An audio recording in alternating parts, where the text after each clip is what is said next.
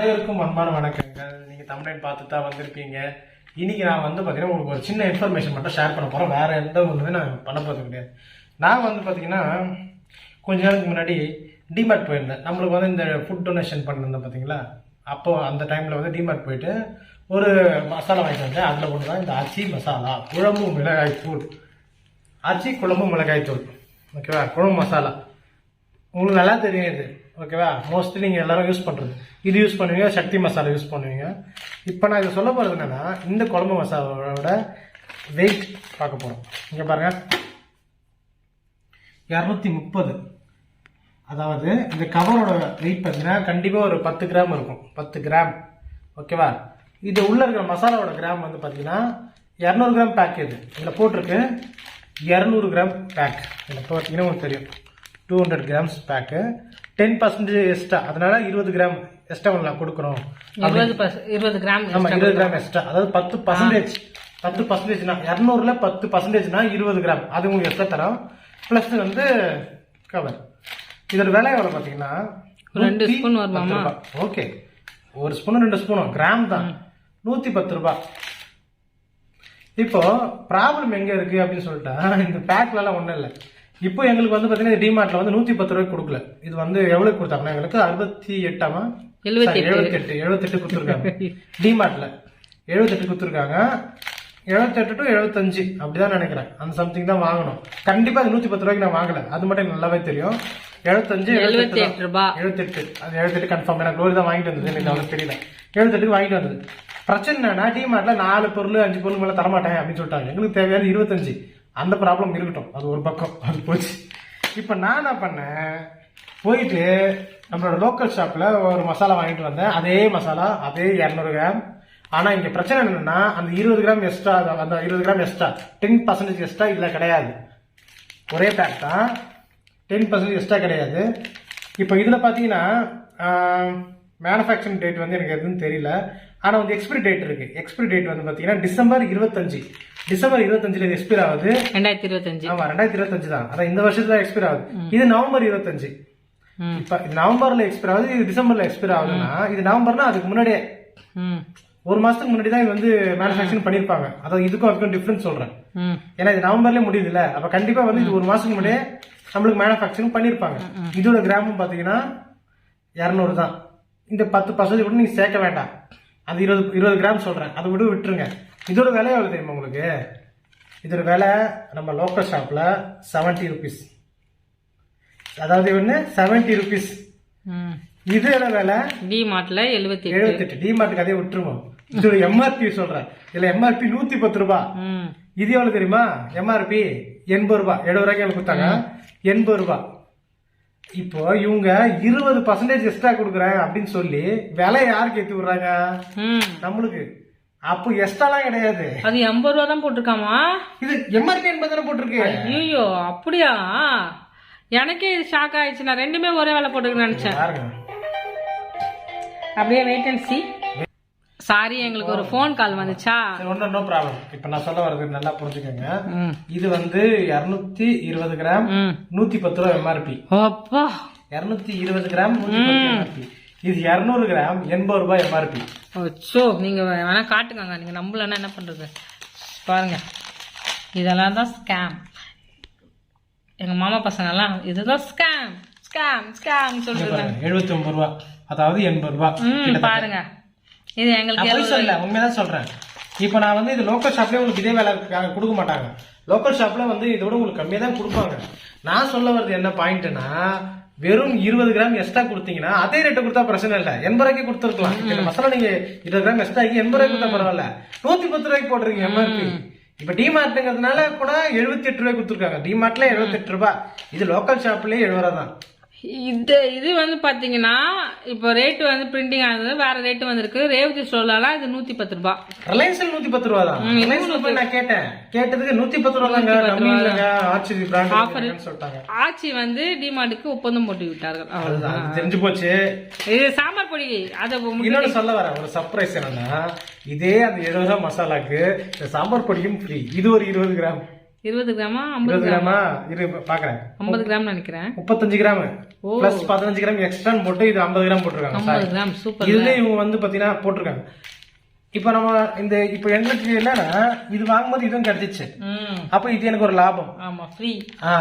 எதுக்கு நம்ம இந்த வீடியோ போடுறேன், இது வெறும் இந்த ஸ்கேமு அதுக்காகலாம் இல்ல. நீங்க நிறைய பேர் வந்து கமெண்ட் போட்டிருந்தீங்க டிமார்ட் விலை கம்மி இல்ல, அதனாலதான் நீங்க ஓடி போயிட்டு வந்து நீங்க பொருள் வாங்குறேன்.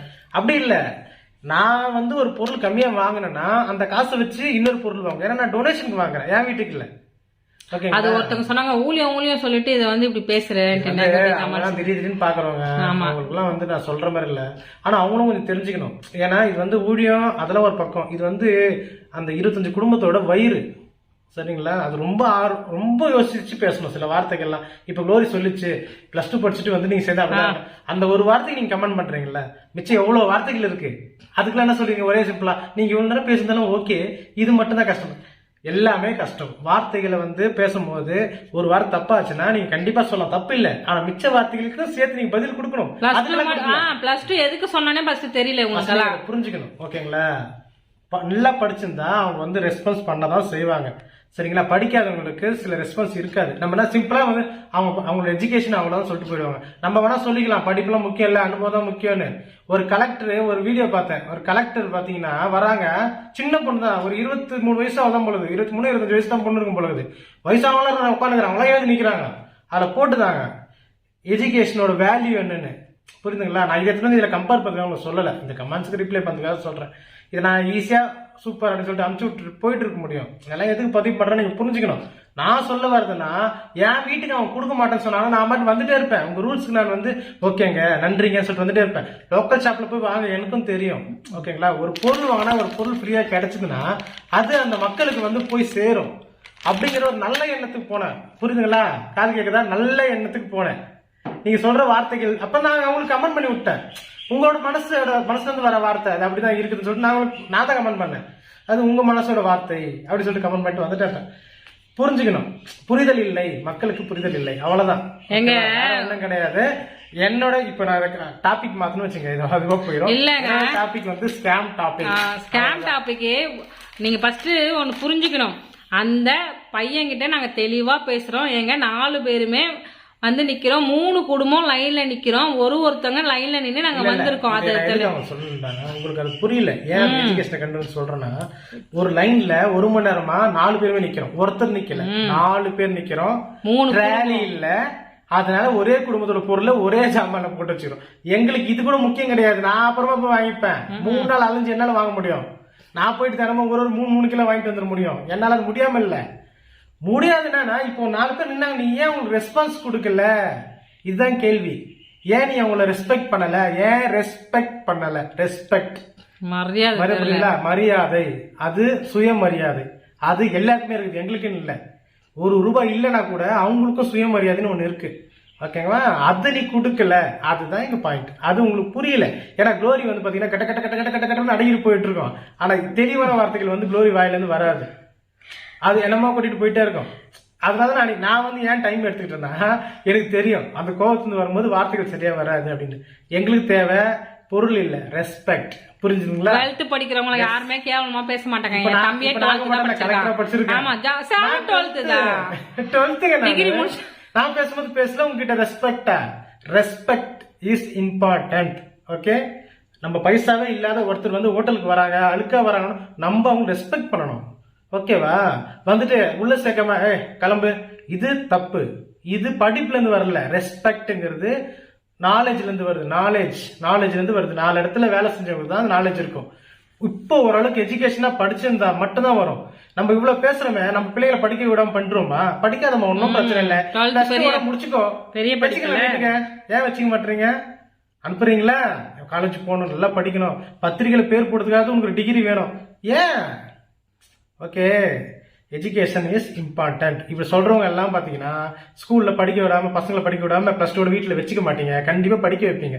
ஓகேவா? ஒரு பாயிண்ட் நம்ம சொல்லும் போது அந்த பாயிண்ட்ல இருக்க ஆழத்தை நீங்க உணரணும்.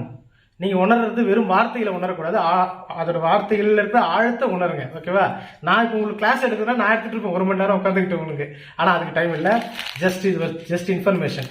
இது எதுக்கு நான் இந்த பாயிண்ட்டை வந்து உங்களுக்கு வந்து இன்க்ளூட் பண்ணேன்னா, இந்த மசாலாங்கிறது அந்த 25 குடும்பத்துக்கு போய் சேர வேண்டிய மசாலா. அதுக்கு டிமார்ட் தடையா இருந்தது, அதை நீங்க புரிஞ்சுக்கணும். அவ்வளவுதான். இதுக்கு மேல நீங்க சப்போஸ் கமெண்ட் பண்றவங்க இந்த வீடியோ ஃபுல்லா பார்த்துட்டு நான் சொன்ன ஒரு வார்த்தையை நோட் பண்ணிக்கங்க. 25 குடும்பத்துக்கு போக வேண்டிய மசாலாவை அவர்கள் தடை செய்து விட்டதால் வந்த ஒரு கோபம் தான் அந்த வீடியோ.